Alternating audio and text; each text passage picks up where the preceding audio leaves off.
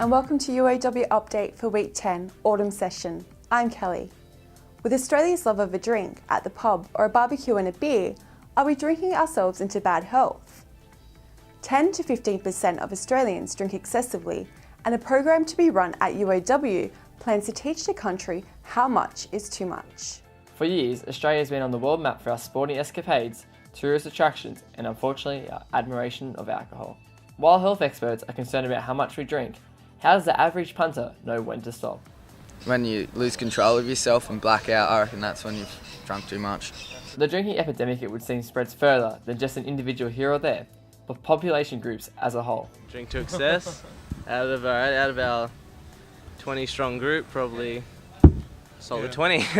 To eradicate the drinking problem, Northfields Clinic will begin a program focusing on everyday Australians, not alcoholics. What we're targeting is not really the full-blown alcoholics, but neither the people that are drinking the way they want. There's a group in the middle there that we're trying to help. Organisers believe the program is now at its best. After 20 years of operation, the current intake will have the greatest chance of successfully learning how to drink responsibly. The program will begin on May 17. Anyone who is interested should contact Northfields Clinic. This is Scott Bailey reporting for UAW TV. Schizophrenia does not discriminate. UAW researchers are determined to find out why and to develop better treatment.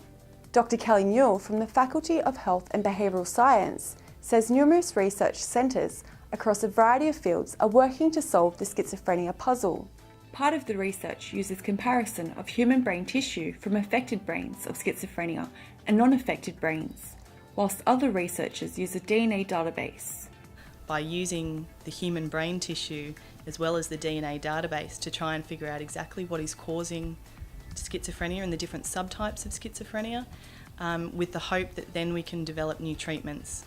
Schizophrenia is onset from adolescent years, and the psychological disease affects 1 in 100 people.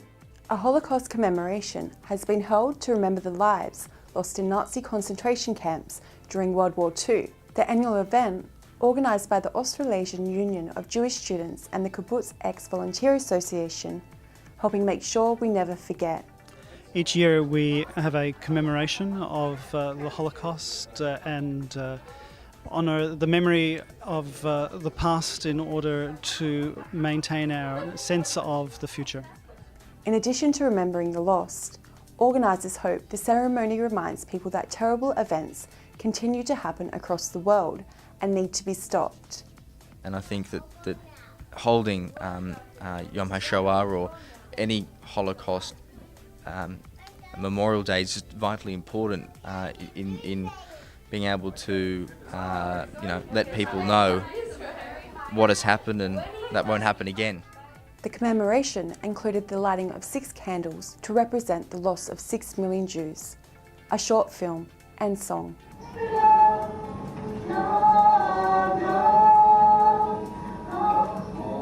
Did you know that heart disease is the biggest killer of females in Australia? And 45,000 Australians die from cardiovascular related disease every year.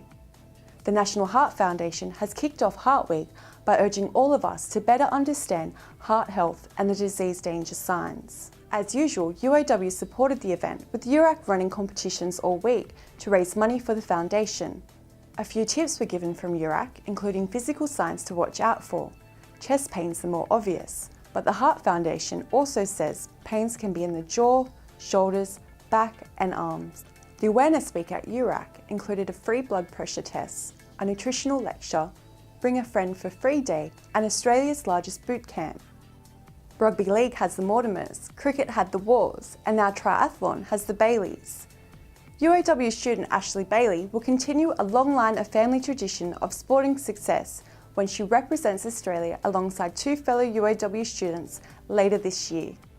While most people will be feeling homesick while overseas at age 19, UAW triathlete Ashley Bailey will have nothing to fear when she competes in the World Junior Triathlon Championships later this year. Having been born in South Africa, Bailey's family was forced to escape to Western Australia when Ashley was just 4 years old.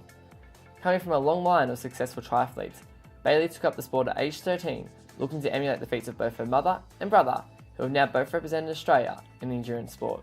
It's just always been in the family, in the blood, I suppose. You weren't a Bailey unless you did the sport. My brother's always been a motivation for me, you know, someone I've always looked up to, so when he was doing really well, I was like, I want to do this too.